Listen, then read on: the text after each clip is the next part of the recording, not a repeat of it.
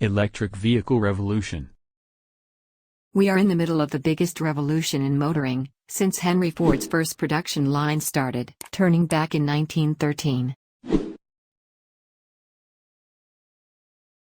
And it is likely to happen much more quickly than you imagine.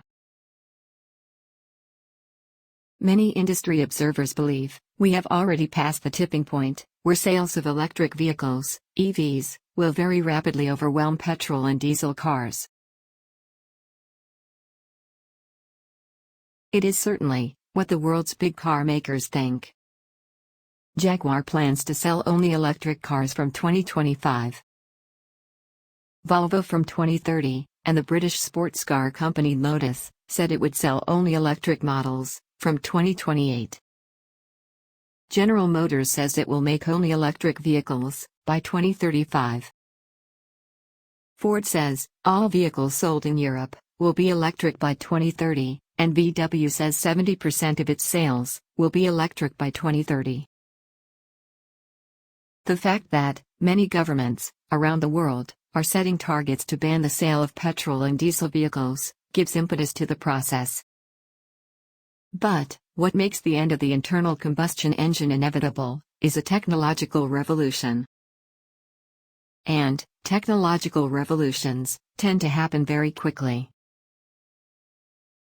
The EV market is about where the internet was around the late 1990s or early 2000s. Back then, there was a big buzz about this new thing with computers talking to each other. For those who hadn't yet logged on, it all seemed exciting and interesting, but irrelevant. How useful could communicating by computer be? After all, we've got phones.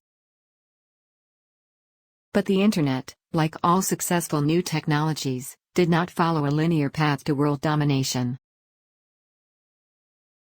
It didn't gradually evolve, giving us all time to plan ahead.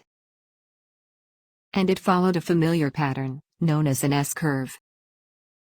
S-curve is a pattern of a slow start, exponential growth, and then a slowdown to a mature market.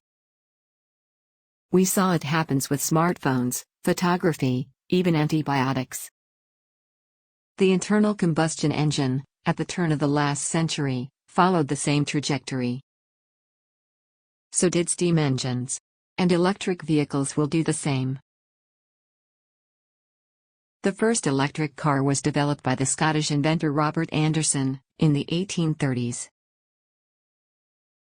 But it is only in the last few years that the technology has been available at the kind of prices that make it competitive. The cost of charging an electric vehicle will soon compare to paying less than $1 per gallon of gasoline. There will also be a drop in vehicle maintenance costs due to the simplicity of electric vehicle batteries when compared to complex combustion engines. Vehicles can be connected to a building's power grid to charge while people work or shop, creating an opportunity for property owners to provide a new service to EV drivers and create new sources of revenue.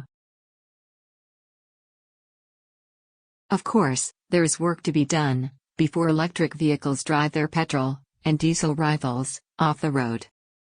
That will take work and investment, but it will happen.